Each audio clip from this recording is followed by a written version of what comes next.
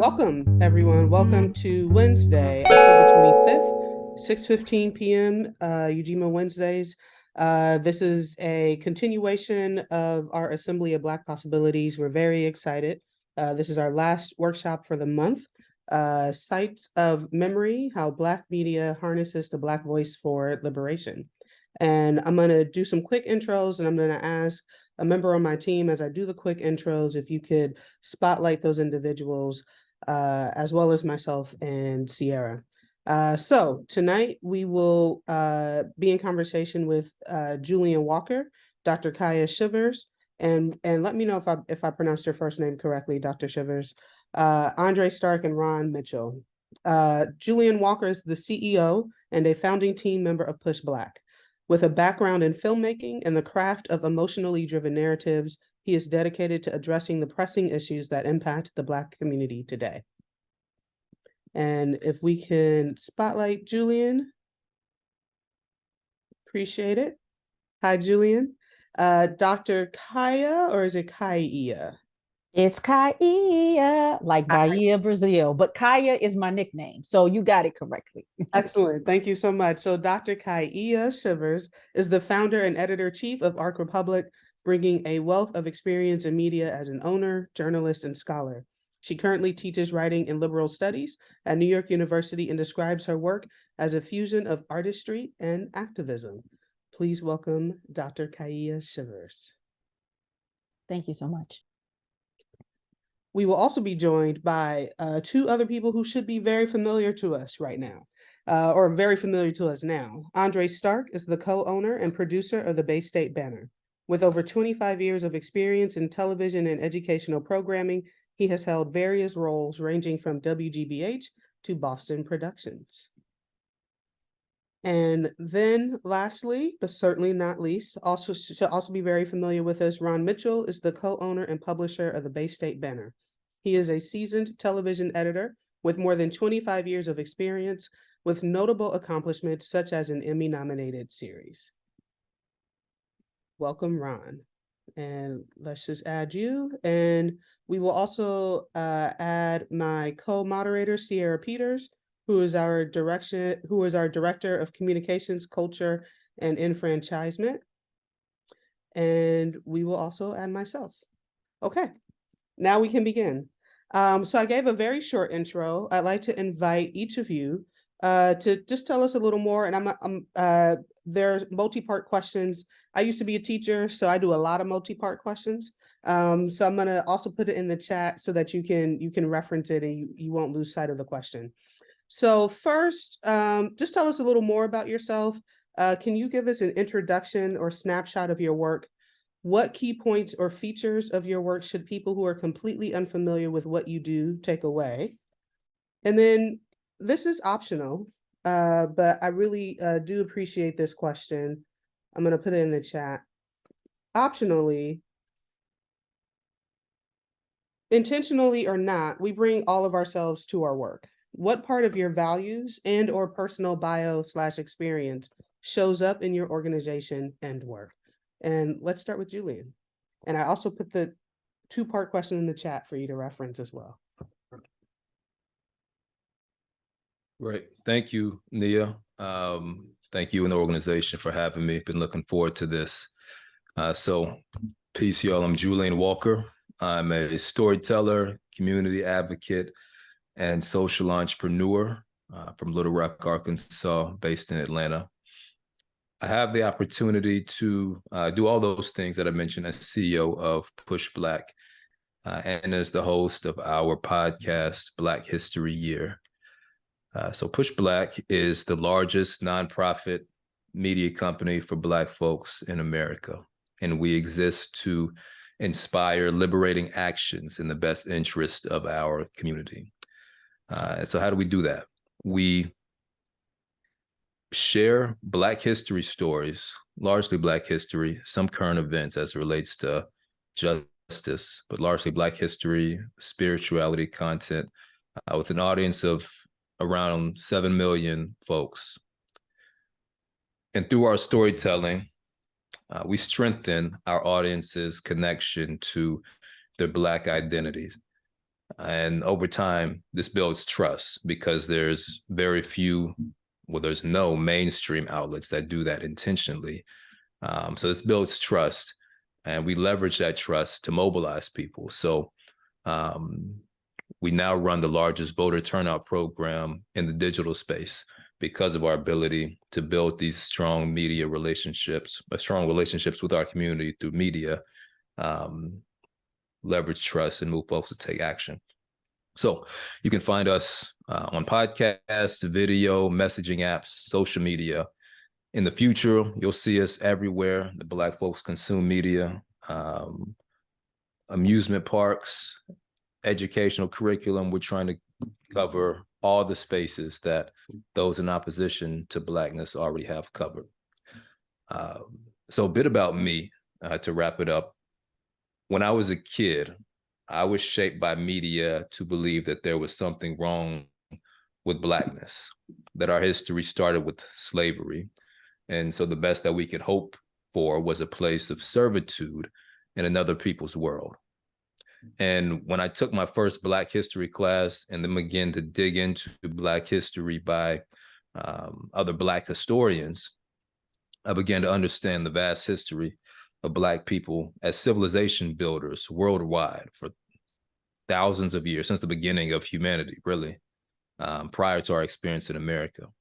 And I began to see myself as part of that lineage. Something shifted from me in terms of my mindset, my outlook of myself and our community. And I began to see myself as an agent of victory instead of an object of oppression. And that feeling that I got is one that I felt compelled to share with others in our community. And that led to me playing a role in building Push Black and now leading Push Black. So I'm glad to be here. Appreciate you having me and looking forward to the conversation with the other amazing panelists here. So thank you. Thank you so much, Julian.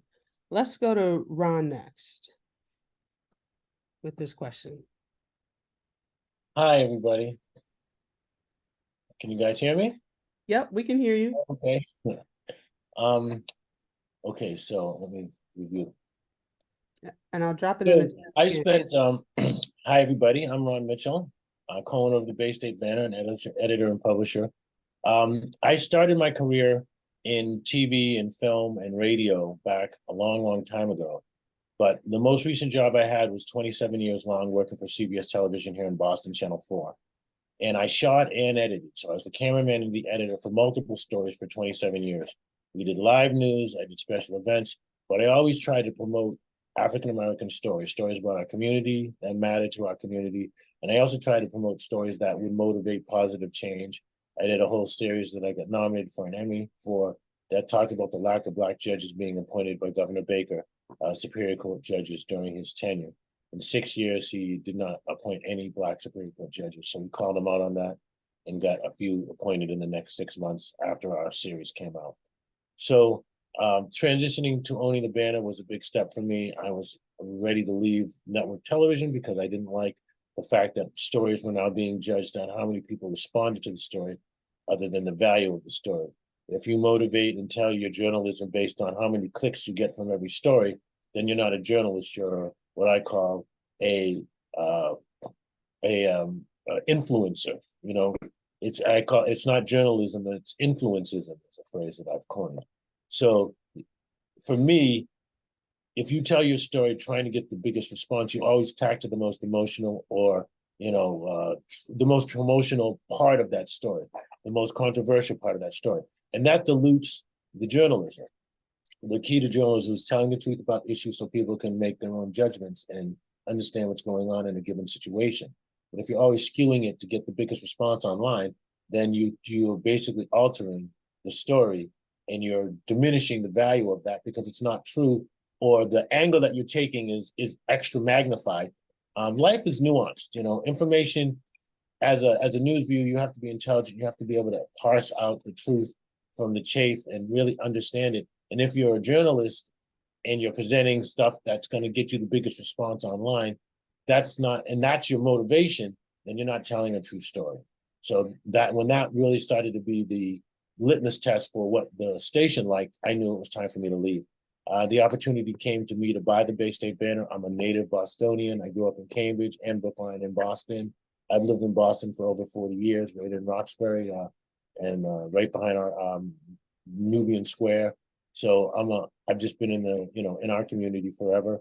And it was an opportunity for me. I understood the history of the paper. I grew up with it, and it was the right time and the right opportunity for me. I was looking to kind of slide out of the network TV thing and coast and take it nice and simple. That isn't what happened, but I'm happy where I am, and this is where I believe I'm supposed to be. So, and I'm trying to the second part of that question. So the second part of the question is. Yep, I just read it. I think that I come from two educational people. Both of my parents were Cambridge public school teachers. My dad was also an engineer. He also created a flight school, a black flight school in Hanscomfield in the 70s with my aunt, G. McGuire.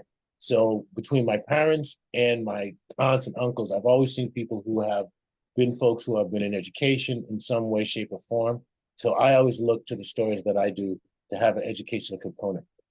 I think good journalism is education. It informs community information that they need. So I always come to the stories that I look at and come to the stories that I want to tell with the goal of helping to inform people, because I come from educators, and I've watched them teach kids from little to high school age, and I just watch how important that is in our community. So I also have a great affinity for school teachers and schools in general. And I don't know if you saw my editorial a week ago about the Brockton school crisis, and how it's just a disgrace in our state that any school kid in any high school would go through the day with half of his classes having no teacher in the classroom, and just calling on the governor and everybody to take some steps to change that. And of course, they're all black and brown in Brockton, so it wouldn't happen in Newton, it wouldn't happen in other communities, but in Brockton, we'll let it slide. So that's my upbringing and how it fuels me today. I think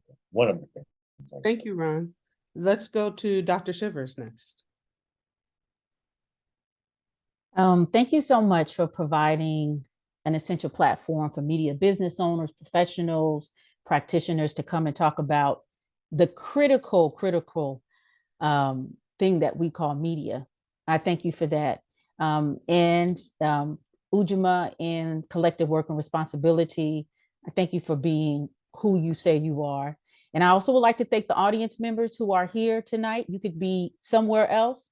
So thank you for what's up, for joining us. I see that there is an elder in the room. I saw a couple of elders. So thank you for staying connected. We need you. We need your perspective. I am the last of a Black migration. My parents moved to Los Angeles when I was 1 from Ohio, but my parents are actually from the South. They left the South for several reasons. One, my mom got a scholarship to go to Ohio State, but she was from Lafayette, Louisiana. But they also found it critical to move because my father participated in several key protests at Southern University, to the point that they had threatened to bomb my grandmother's house. And so they left the South. And so when we moved to Los Angeles in 77, growing up, I was one of the kids who had to go back down South and about Louisiana culture. This is important because there's a circling back. But I'm also a product of hip hop. I was born in the first wave of hip hop, grew up in the second wave of hip hop, and in the golden era of hip hop. That's important. And I grew up in what we call, when I was a teenager and a girl, South Central Los Angeles. They now renamed it to South Los Angeles now, but I knew it as South Central Los Angeles. And I grew up at a time where gangs transitioned from being, as Nia talked about, being a political organization that actually protected Black communities to one of the main vehicles to push crack in the communities.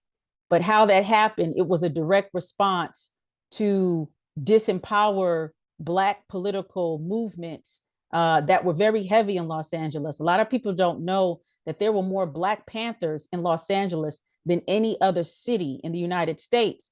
And more Black Panthers were killed in Los Angeles in the LA chapter than any other city of the United States. So crack being dropped in LA was not by happenstance. It was very, very intentional.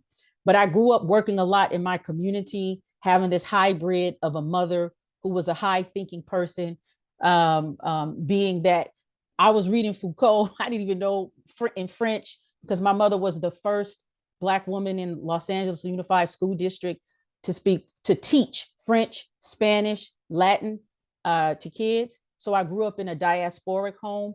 Because my mother, it was 6 of us, it was a lot of kids. She never could travel, but she would always ask her colleagues, when you go to Guadeloupe, when you go to Senegal, when you go to Mexico, please bring back the posters with Black people on it. I need my students to see that Black people live everywhere and they speak multiple languages. This is the household that come in. But tonight I come here because I'm the founder and editor-in-chiefess of Arc Republic, which is an online news organization that I started in 2017. I must also preempt before I go into that, I come from Black press. I've been in press for 30 years.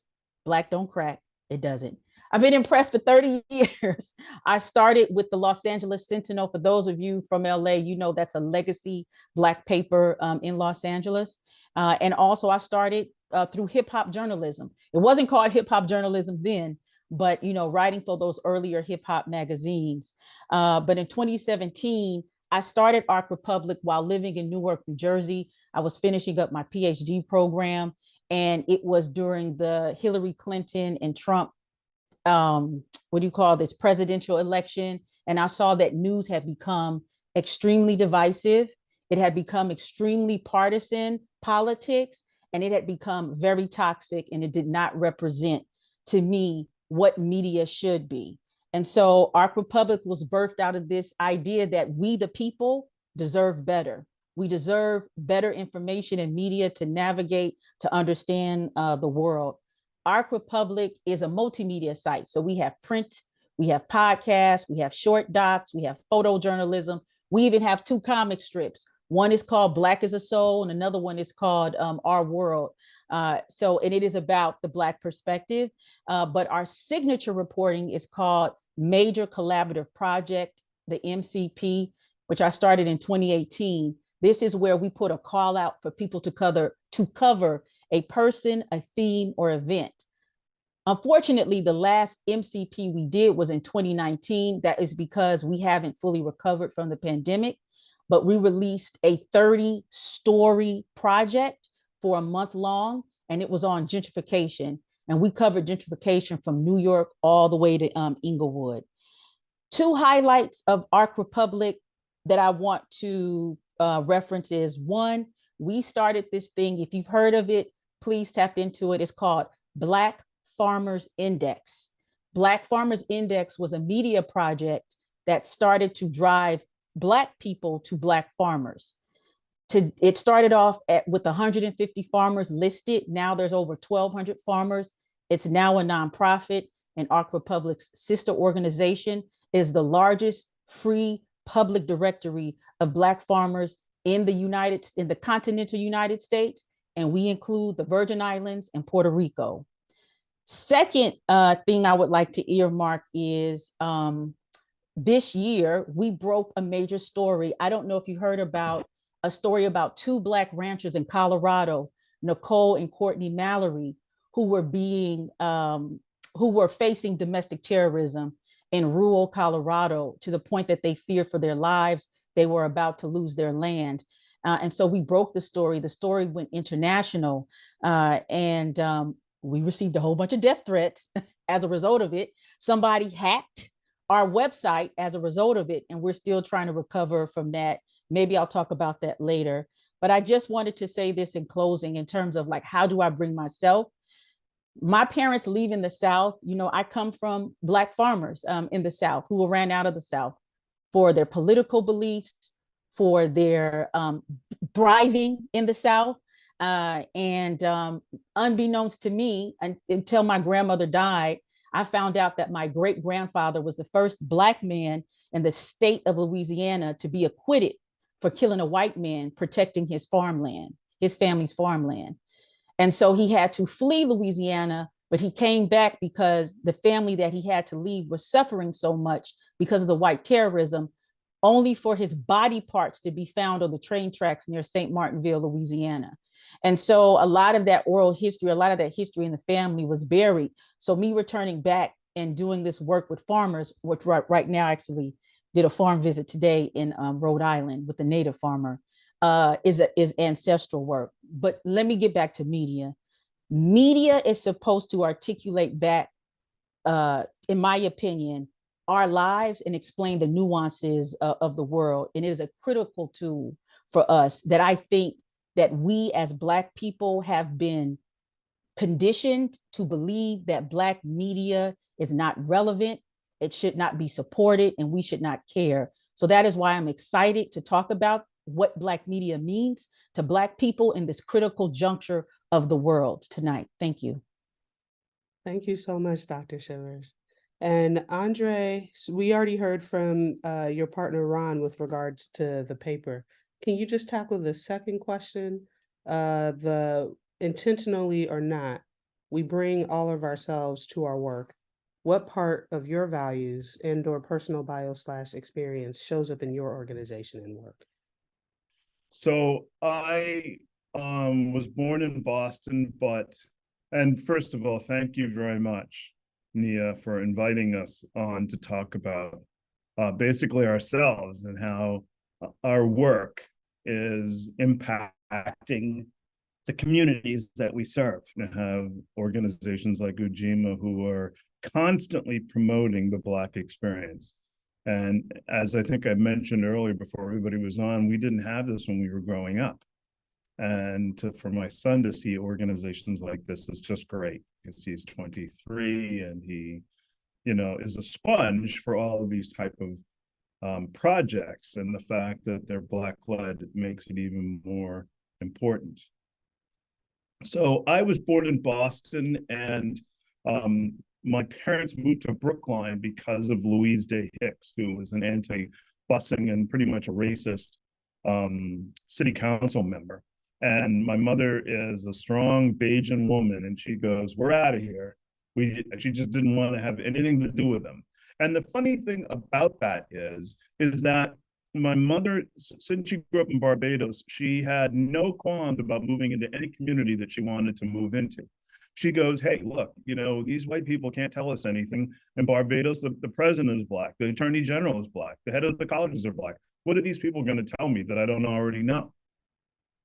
So anytime I was involved in an assignment and somebody goes, "Well, I'm not sure you want to go to Smackover, Arkansas, or you want to go to Saudi Arabia," I was like, why is that going to be a hindrance to me? Because I know from growing up that everybody from my dad who went to college on the GI Bill, and everybody's like, "Are you sure you want to do that?" My father goes, "Yes, I'm going to do that." So we were never told no growing up about things that we could do.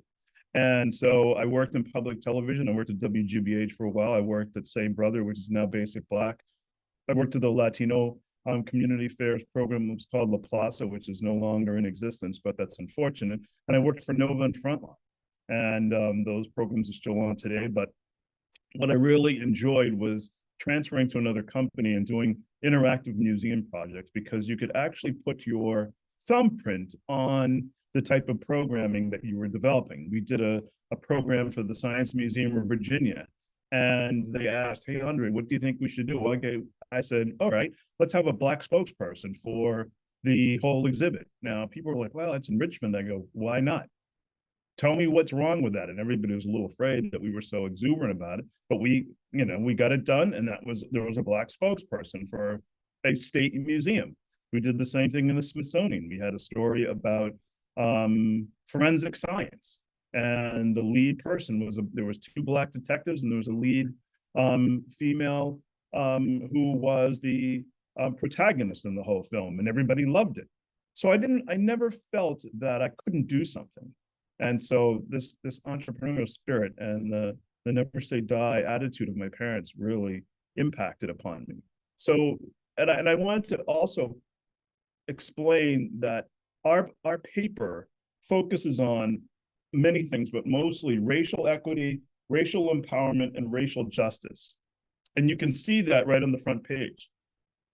We have a story about the Children's Services of Rockford celebrates its 50th anniversary. That's a program that's an amazing program that has been around for 50 years, serving thousands of Black children in Boston. and we had a story about city proposes an animal shelter in Franklin Park. And a lot of times you don't hear about Black people pushing back on situations that happen in their community. It's just like, well, it's going to be put here. There's no pushback about it. And we don't need to hear from them because it's just the usual complaining, right? We take a completely different tact in that. And finally, we have a garden program, Blooms at Boston Public Schools. That's a racial equity story about how, you know, gardening is being a promotional opportunity for students in Boston Public Schools, because everybody should learn how to grow your own food. So that's the thing that our paper really focuses on in a lot of different ways. And I'm glad to be part of that. And plus, the last thing I'll say is that working for this paper, you learn so much. You learn so much history that, as both the doctor and Julian and Ron mentioned, that there's a lot of things that continually happen that you don't hear about because it's a quote unquote Black story. And now we're able to herald those Black stories, and we're learning ourselves about all this great history that we can disseminate to the general public. So that's what I love. One of the things I love about the paper. Thank you so much, Andre. And thank you all finally for being here. I'm so happy that we were able to do this. This was meant to be, as Nia mentioned earlier, one of our conversations during the actual assembly, but we decided to add it as a satellite at Ujima Wednesdays because we wanted to make sure everybody that couldn't actually be at the assembly could still enjoy this work, this important work that you all are doing. And you know, the kind of name where the name of this situation comes from, Site of Memory, how Black media harnesses the Black voice for liberation, actually comes from a Toni Morrison essay. A lot of people don't engage, or enough people don't engage with Toni Morrison's, you know, critical work, where she talks about, and in this essay, she talks about the importance of the African-American literary canon, from, you know, slave narratives to abolition pamphlets to contemporary fiction and media. And in it, she says that memory, you know, it's a form of willed creation. The deliberate act of remembering is a form of willed creation. And so we take that as a point of departure for this conversation, right? And we say, as objects, as archives, as maps, we know that Black media yields the stories of Black past and Black futures. Black media documents and reports on the cultural shifts and social issues, capturing moments that shape the collective memory of our community and society. They act as mirrors of our society, reflecting the changes and continuities of the way that people live, interact, and express themselves. I would love to hear you all first react to this description and talk about where there's resonance and if there's some difference that you see, or areas of difference for you. Where do they exist and why? What's changed? So I would love to start with Julian once again. Thank you, Sierra. I appreciate that excerpt. I knew it sounded familiar. I was not quite sure where it came from, so I appreciate the context as well. So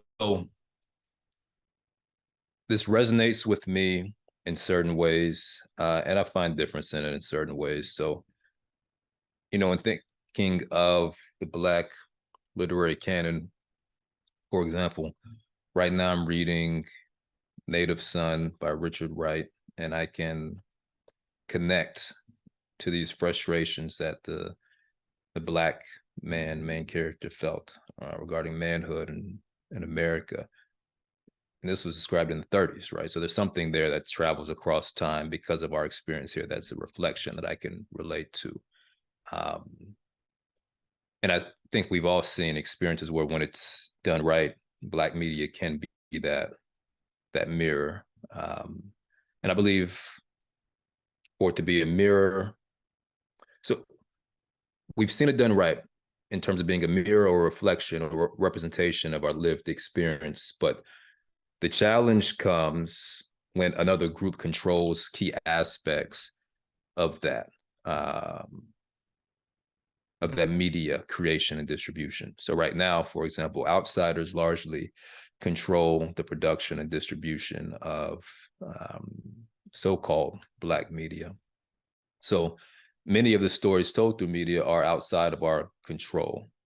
I think of things like, the Jeffersons and other shows where we saw Black folks on TV depicted in certain ways for the first time, and we were drawn to it, but those stories didn't come from us. Those writers weren't from our community. They sort of depicted a certain type of Black life. Same with music. There's a reason that gangster rap is so dominant in hip hop, thus worldwide, despite the fact that only a tiny percentage of our community is involved in gang activity. And so outsiders incentivize that. I think there's a clear profit incentive and probably an ideological incentive as well.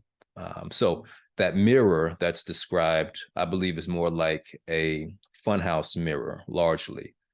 Better yet, like a two-way funhouse mirror. So it's distorted, and there's someone on the other side watching and pulling the strings that we don't really see. But we see a certain version of ourselves largely. But there's opportunity there. So in order for it to be an effective mirror, which I think it can be, and we have seen, and what I think all of us are trying to do, we must control the means of distribution and production. We must be able to tell our stories without interference, but not just to be a mirror, to be visionary. So the enslaved had media. The songs they sang, they were filled with grief. They were telling it like it is. They were this mirror. But they also had songs and told stories that envisioned a different world, one where they were free, one where they revolted, one where they played tricks on the dominant society in order to, express their frustrations and act on feelings, that natural inclination towards liberation.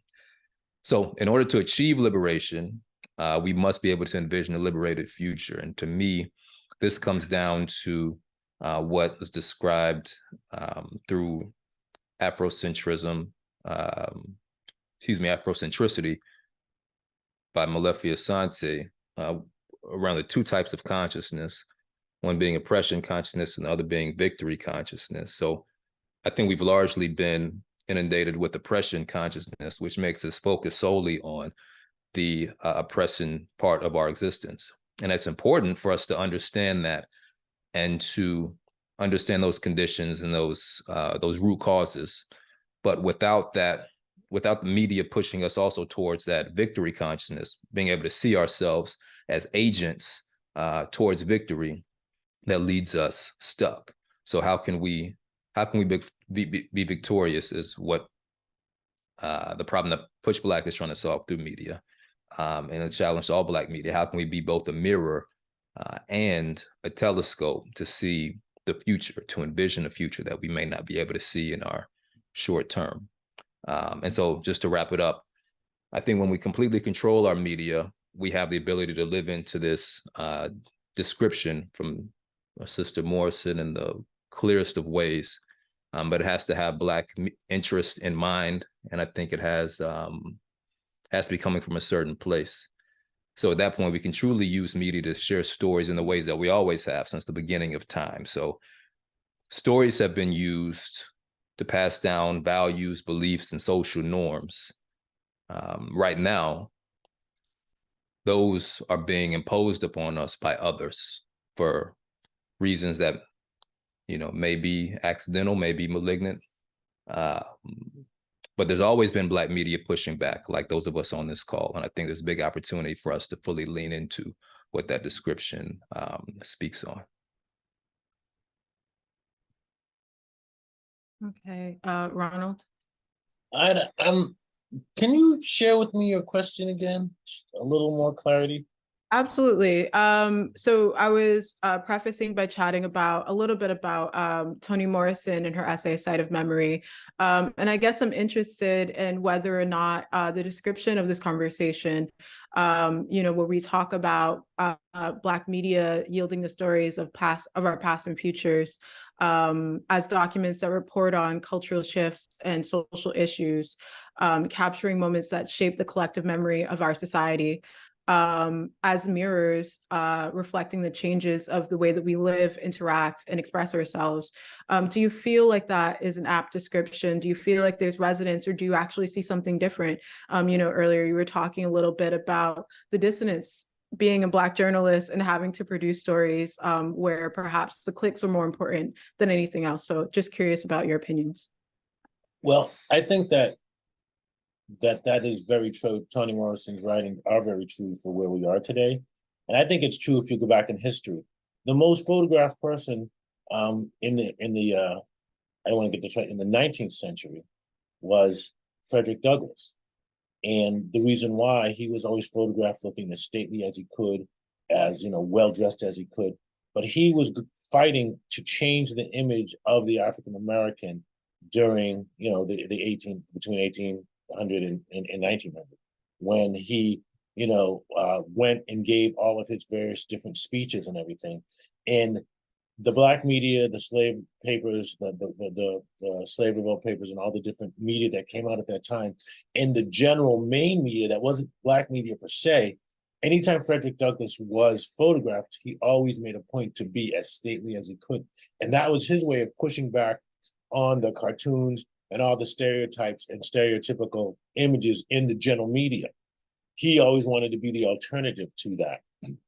Black media has always been that in our community. And even when it's not our media, those of us who are involved in the general media, who are conscious, like Frederick Douglass was in his time, take on the responsibility of presenting our perspective as well as we can in a way that can influence the most amount of people.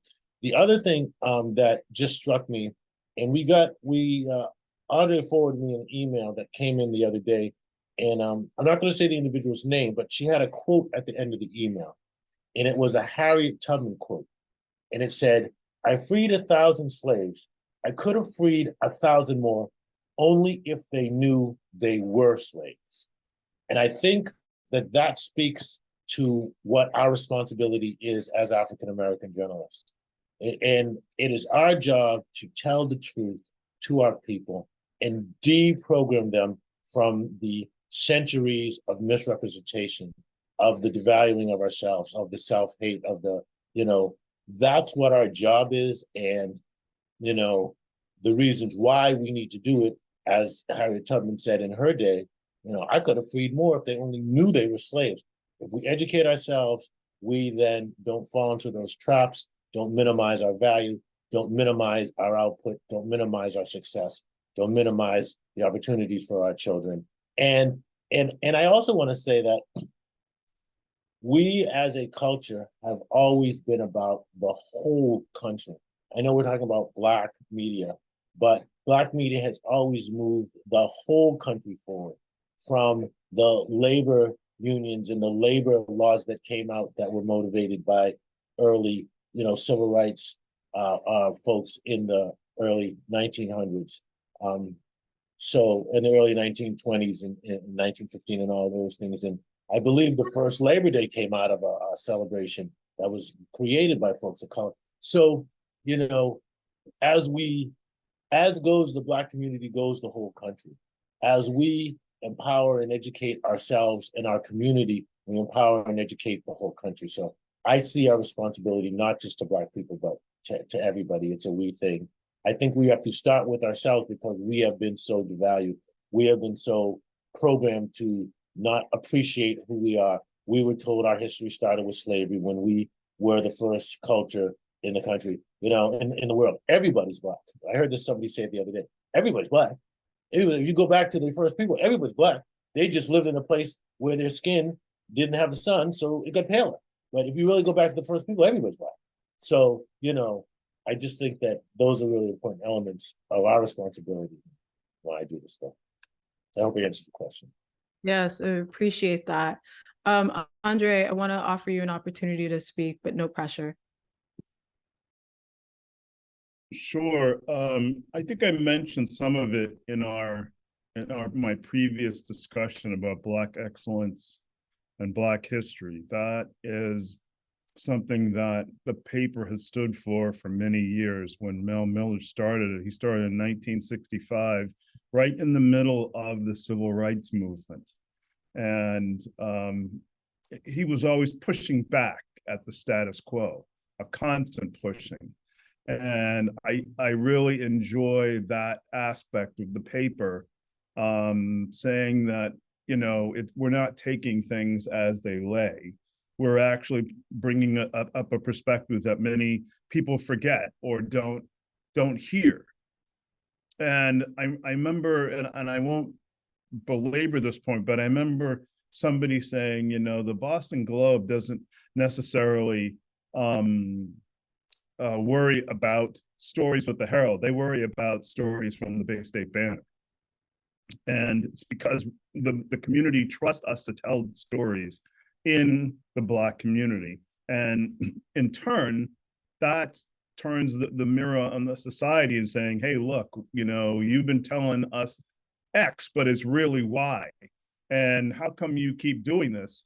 And we know that the truth is over here, but you aren't even sending a reporter to cover it. You're just kind of letting it pass by without any pushback whatsoever. And I really enjoy that aspect of the paper.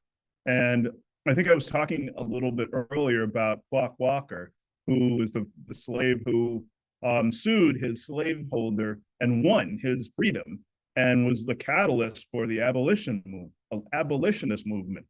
And we just, you know, in Massachusetts, we're just celebrating a Clock Walker Day. I think this is the first year that it's been celebrated. So I know that we've had discussions about it. I know that we've covered it in the paper, and little incremental stories like that add up to big change. So I'm very happy that we're able to do that. Thank you, Andre. Dr. Shivers, I'm going to have you answer this question and set you up for the next one. So some more parts. So I'm going to go ahead. I'm going to drop this in again, just so that you can see this question. And then I'd also like you, after you answer this question, to talk about something you've talked about before, which is, so you believe that the importance of media is not just in being both an advocate from Black voices and Black liberation, but also a critical site where Black folk have gathered their information to navigate the world. And so after you react to this description, I'm going to just ask you to say more about that. What you just read, or what Sierra asked? What I just read. So you're gonna deal with what Sierra asked, and then after you deal with what Sierra asked, what you just read. I just read. Yep. Okay. And I put it in the chat for you so you can see it. All right. I've been taking notes, so please let me know. Time out. It's time to stop, right?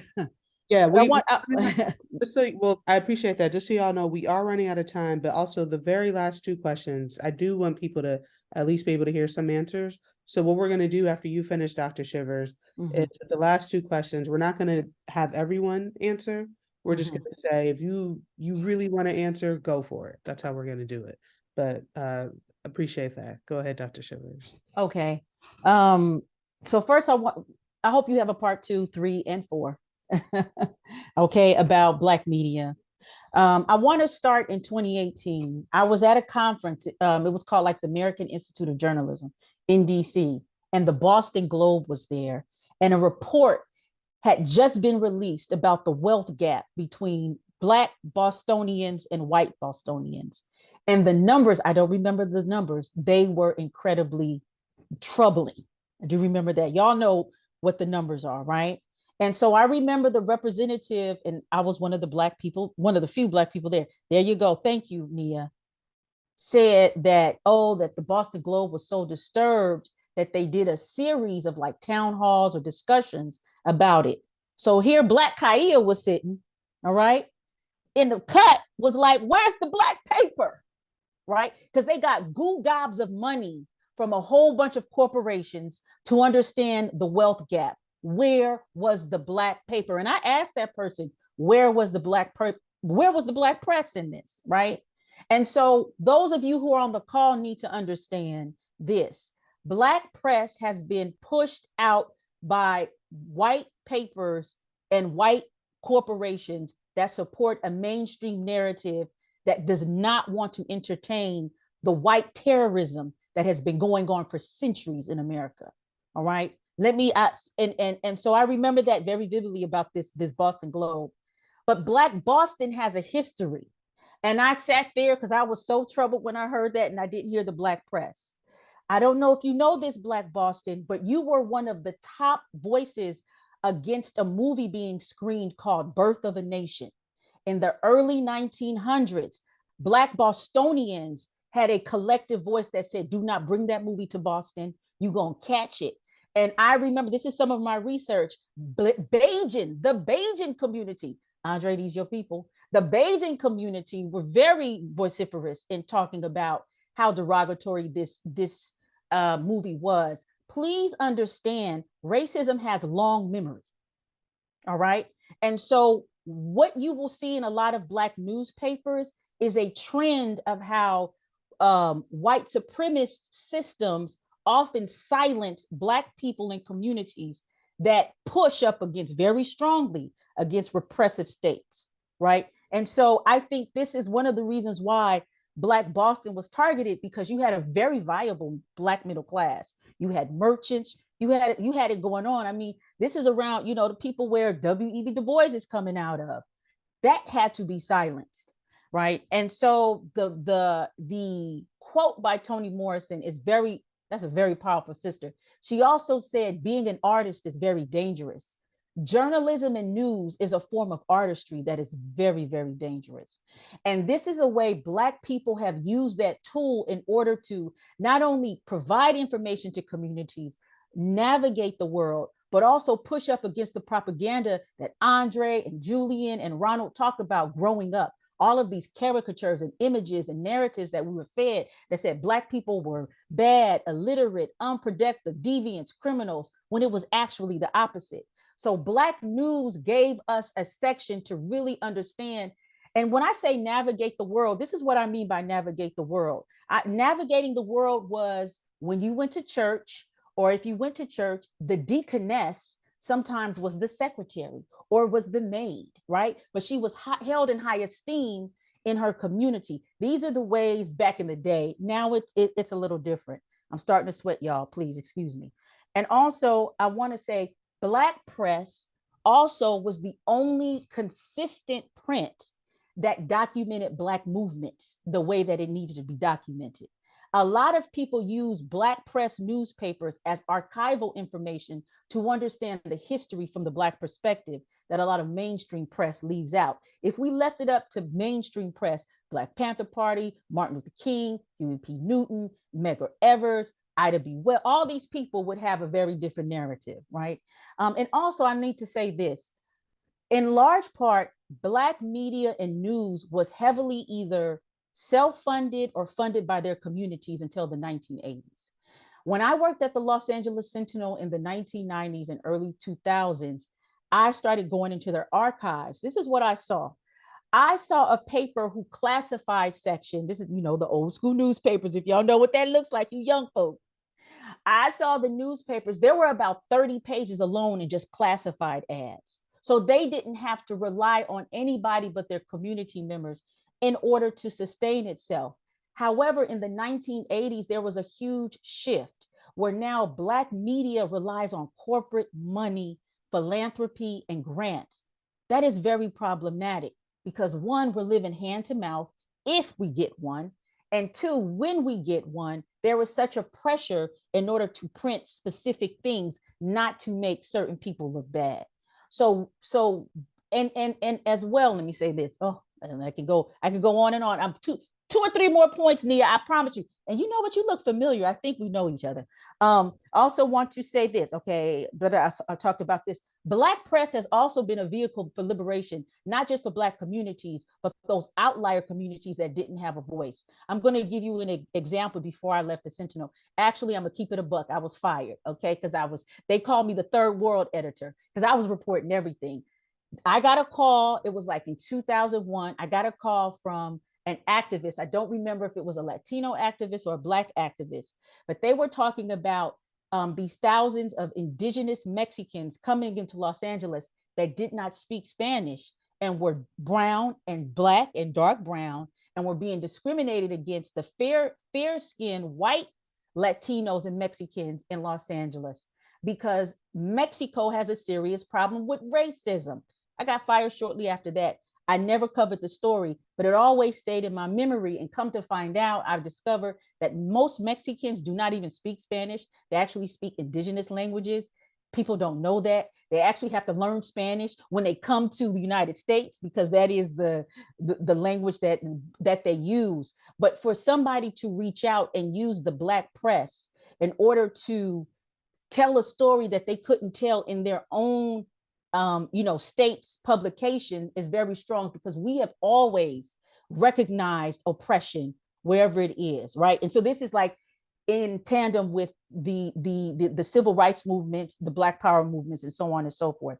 And lastly, this idea that maps, that Black media serves as maps. Maps are actually, in research, we call these as primary sources, right? And so they are primary sources because they are primary sources for our histories. Maps are primary sources for our spirituality. Maps are like these mathematical primary sources that we use to kind of create these formulas to figure out things, right? So media represents, to me, this documentation that kind of, touches us on multiple different wavelengths. I know this may be a little spacey, but I want to say that, and I'm saying that because, I'm sweating. Here we go. It's she coming. When I was maybe about 23, 24, I got a call from a press, and the press said, hey, we're really trying to get this really phenomenal writer covered, and the white press is not covering her, and we don't know why, right? I get this call. At the time, I was an entertainment and lifestyle editor at the LA Sentinel. I was 23, okay? Lord of mercy. I said, who is that? They were like, well, somebody local from Pasadena by the name of Octavia Butler. And I said, oh, okay, Octavia Butler. Oh, okay, all right. Can you give me her press kit and what she wrote? I was blown away by Power. Was it Power of the what was the first book? Parable of the Sower. Parable of the Sower. I was blown away, and I read the second book. Then I started reading, was it Seed or Dawn? Started reading all this stuff. And I had a conversation with her for about 20, 30 minutes. She was a recluse, and she actually hung up on me. And the publicist apologized and said that's often what she does. And a couple of years after that, she passed. So I wrote as much as I could about this writer. Now here we are in 2023. Octavia Butler is known as the mother of Afrofuturism. Toni Morrison is actually very critical in Afrofuturism too. So I'm kind of circling back to this to know that the Black press is also important in mapping out our futures, mapping out who we need to be, who we should be, who we can be. But also that's done because we correct the present and we also correct the past, because we need these stories, we need these narratives to tell our perspective, to tap into our spirituality, to tap into our power, and to shine. Wow. Appreciate that, Dr. Shivers. That was a word. Okay. We're going so many places, but I do really appreciate this note about Black media as a map and the importance of documenting our presence. And I'm curious, and maybe I'll start with Andre. I'm really curious about the current state of Black media. What do you see in the landscape? What are the realities and the changes? Andre, you've had such a long history in the media space. And so I'd really just love to hear more about where you think we're at. Can you map us right now? Can you be a cartographer and map us in this current moment? Sure. We're always worried about consolidation and the loss of papers, especially Black papers in the United States. And recently, the Knight Ridder Service has set aside $250 million to fund Black papers in a variety of ways. We were part of a group that the Knight Ridders, including us in, where we learn new techniques on how to survive, pretty much, changing websites, changing your billing forms, whatever it takes to get past a certain level. And the best part of it was seeing all these other Black newspapers and coalescing over how you can improve yourself. We I saw people from Los Angeles and from Baltimore and from Minnesota, and places where you don't really hear about the Black populations. But there are these really strident publications that tell stories that I was just eating up the whole week I was there. You know, it was a great symposium. And there is, we personally, I think there's a lot of how should I say, cohorts going on where people are banding together. There's a great publication called Word in Black. Has anybody seen that? Where you have a variety of Black newspapers who will gather stories and put them out every week. So you get a perspective from Los Angeles or Atlanta, and hopefully we'll be in it as well. But it's great to see how you can envision our media in different parts of this country, and you can get it in a central place. And that's what's so great about technology, is that you don't have to keep searching all the websites. Here's one place that you can find all these stories, and we find stories, and they find them from us too. So I see that there's a lot of potential. And I'm going to leave it with this. My son works with this Pan-African blog, and they have they do a video every year on Boston Common from all of the different countries in Africa, and it's specifically students who are going to college here. And the first year they had about 6, and then the next year they had 12, and now they've got 25. And I'll be finished in 10 minutes. What's that? Oh, I'm sorry. She wasn't muted. She was talking to someone else. Go ahead, Andre. I'm sorry. I was talking to my husband. I go, wow, that is amazing. That kind of stuff is going on right here, because you wouldn't expect it to go on in Boston. But there's a lot of students from other countries who are staying here. And I just forgot, what's the other Boston While Black? That's another good organization that's helping people stay here and thrive here. So there's a lot of good media outlets, and I think it's growing, even though as the doctor was saying, everybody wants to tell you that it's not happening and that it's shrinking, but it's not. That's because they only talk to other people. They only talk to other white people who tell them one story, and they never talk to Black people about actually what's going on. So thank you, doctor, that you hit a chord that everybody was thinking about. So that's what I have to say about it. I'll turn it over to the next 2 gentlemen. Yes, would love to hear from you, Julian, as well. Appreciate that. So the question about current realities and changes in the Black media landscape. So, and I'll be brief with this. Just the advancements in technology over the past, I'd say 25, 30 years have made it much more accessible for us to produce and distribute media independently. That's really the primary reason Push Black has been able to, start in 2015 with the email list of a couple dozen folks, and now reaching or having 7 million people subscribe, is because of the power of scale through technology.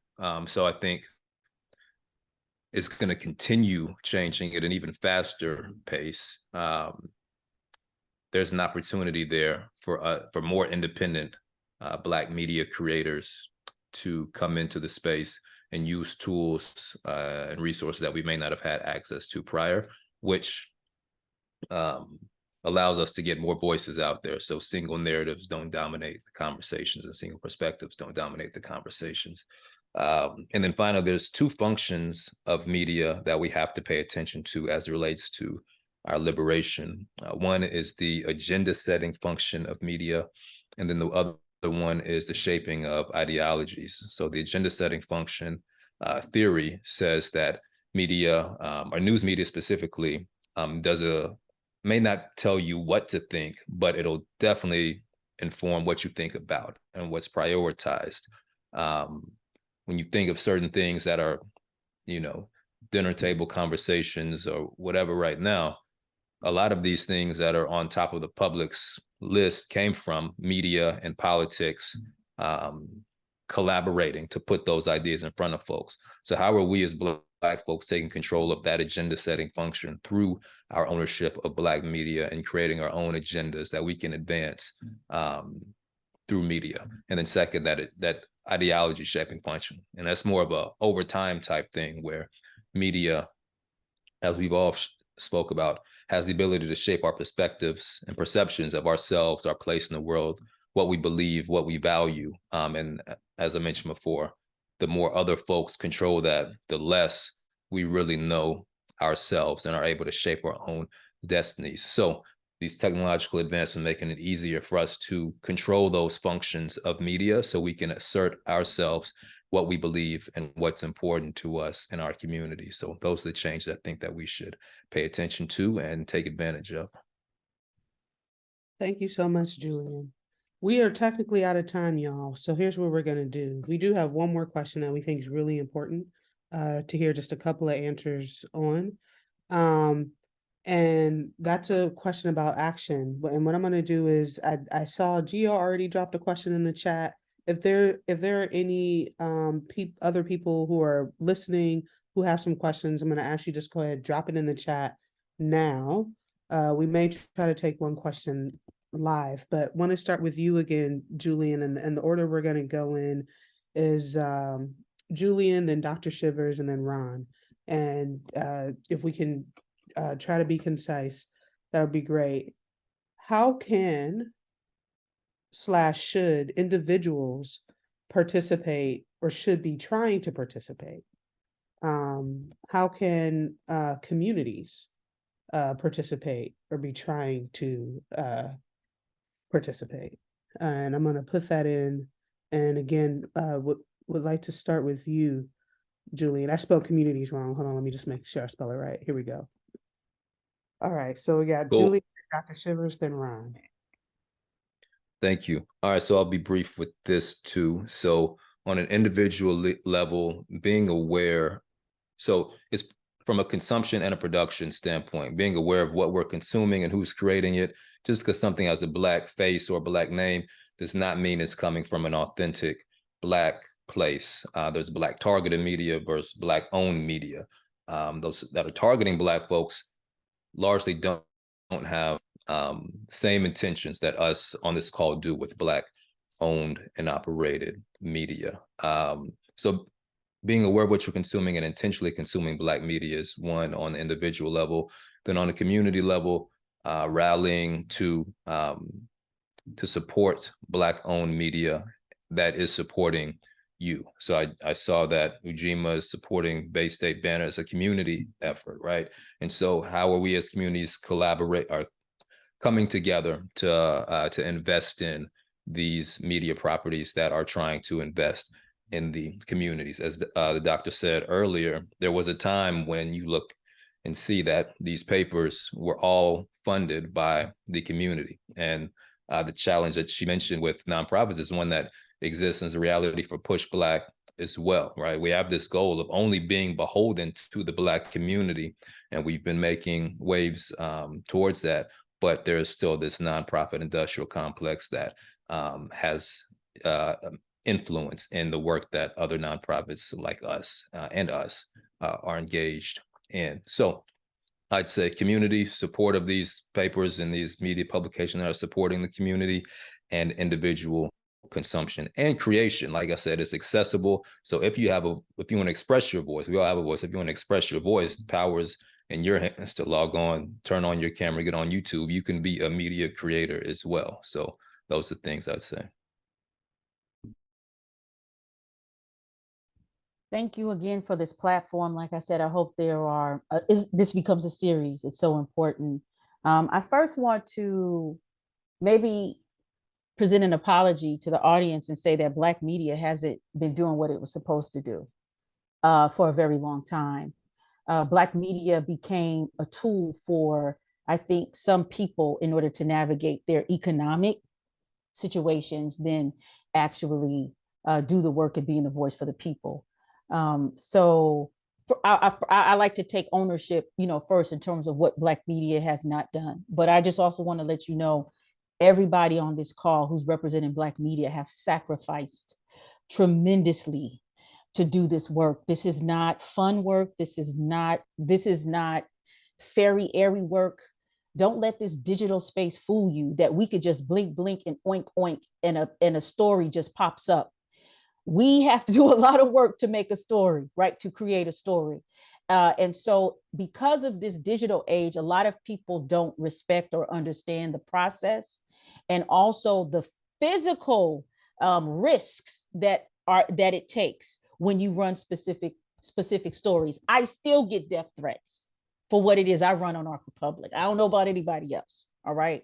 And so my ask is that everybody that's on the call or hears this, donate, invest into a Black media, a Black news company that you feel respects, protects, and honors your voice and your perspective. Every dime and dollar goes to our operations. As well, challenge us to run stories that are important and critical to you. We are in constant dialogue. We should be in constant dialogue with you. And then lastly, I would like to say, learn more about what this whole thing called the media landscape is, and understand all that quote unquote free media you get when you click on to CNN and MSNBC and I don't know, all other places. It's not free. They are collecting a whole bunch of information on you so they could sell it to a whole bunch of people that in turn make a whole bunch of money off of you. So I just want you to keep that into perspective. And again, thank you. And thank you to Sharnae Robinson for introducing me to Ujima Boston. Hi, I think it's my turn real quick. I would say that I second all of the things that everybody just said in reference to this question. There's a real dearth and misrepresentation of Black-owned products. We did a story very quickly about African-American hair care products, and that the most damaging, most destructive, the most poisonous are always in the Black communities, you know, in there, and they claim before the Black community. One of the newest things that we've added to the paper is an art gallery with Paul Goodnight. And by working with Paul Goodnight to interview other African-American artists, he informed me that the #1 online website to buy African-American art, the African art, whatever it's called, is white owned. So we've created a purchase portal in our website, which should be active by the end of this week, to not only sell Paul Goodnight art, but all the folks in our art gallery, as well as anybody else who wants to sign us a licensing agreement and allow us to sell your art. The artists determine the price and all that. I saw a question in the chat from somebody about whether the banner is going to bring back the roving camera. Our website is very important to us. We've been expanding our website. The roving camera is somewhat expensive because if we do it in the paper, we really need to do it on video in the website. We do have an intent to bring it back. It's something that we're working on, but we're really, you know, when we bought the company, we had to shore up the foundation and all that type of stuff, bring the website up to date. So we are working to bring the roving camera back, though. It is a reoccurring question we get, and hopefully we'll have the funding soon to do that. We as consumers have to be responsible. We have to take action. We have to hold our leaders and our community, you know, folks and our church folks accountable. We have to be good consumers. You know, just because it says Black on the outside does not mean it's Black owned, Black generated, Black focused, you know, and that's true, as you mentioned, about some Black media outlets as well. You know, there's so much to say, so but I think that's the short answer. Thank you so much, Ron. Thank you, everyone. I'm gonna just read out the questions I have coming on the chat, and one we were able to get a pretty immediate answer. But one question that came in and even though we won't have a chance to answer them live, I do just like to voice the questions. As Natasha said at the start of this, we do record these. This goes out in an email to our mailing list. Afterwards, we'll send you the link so that you can feel free to send it out. And so at least the questions can be provocative and food for thought for people who are watching afterwards, including people who are here with us tonight. So one question was from Gio in the chat. I wonder if the few minutes we have can talk about Black media and imperialist censorship, whether it's in the USA or globally. Easy example, Mark Lamont Hill being fired in 2018 from CNN, which led him to where he's at now. And then we had a response to that from Mary, who said, also have a question with this. as it relates to Palestine. And then this was answered, but I'll read it out loud from Michael, who joined us in person at Black Market. So this was hybrid. Bay State Banner folks, can y'all bring back the roaming camera? Really loved the feature of collecting stories from folks in the street. And we saw from Andre in the chat, yes. And heard a little more from Ron, yes. And got to work some things out first. I do want to say, I appreciate Julian, Dr. Shivers, Andre, Ron, I appreciate your presence tonight. I appreciate your enthusiasm for the conversation, Dr. Shivers. We will be definitely having more conversations. So I do want to say that I'm sure many people feel this was essentially just a tip. Very, very informative, but definitely, as you said, a lot more that we can talk about. So please, again, appreciate your generosity in accepting our invitations, and be on the lookout for more. Thank you. Thank you. With that, I will stop the recording